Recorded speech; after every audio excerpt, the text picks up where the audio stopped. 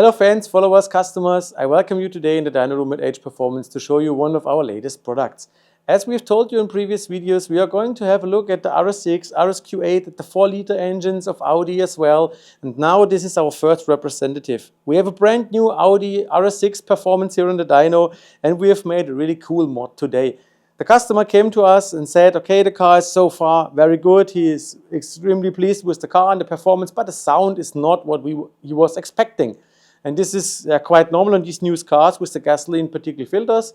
But the customer said, in my country, it doesn't care if I have a particle filter or no, so I'm going to remove it. I want to remove it. Do you have any solution? And yes, we have it. You can see in the picture what we are going to show you now, what we've done today. You can see the stock downpipe versus our downpipe and the downpipes that we installed today into this car. The car can pass an emission test.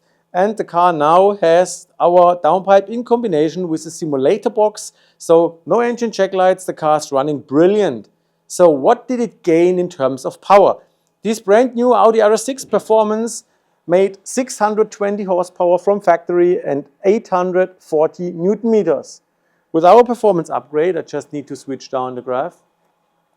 It made, just 1 second, it made 660 horsepower, so quite 40 horsepower more, and 915 Newton meters, so 70 Newton meters more. And that's not just at a single point. Just have a look.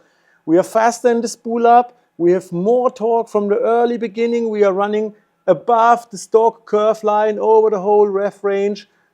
Before torque curve, after torque curve. And the blue curve here shows the performance, the power of the car, and the purple one, as you can see on top, there's a difference of quite 40 horsepower. So this modification is ideal for customers who just want to have small tweaks on the car with high effect, and that's what we have here, same as we have done it on the 8 Epsilon and on several other platforms to follow now. So the power is clear, the torque is clear. How does it sound? Have a look.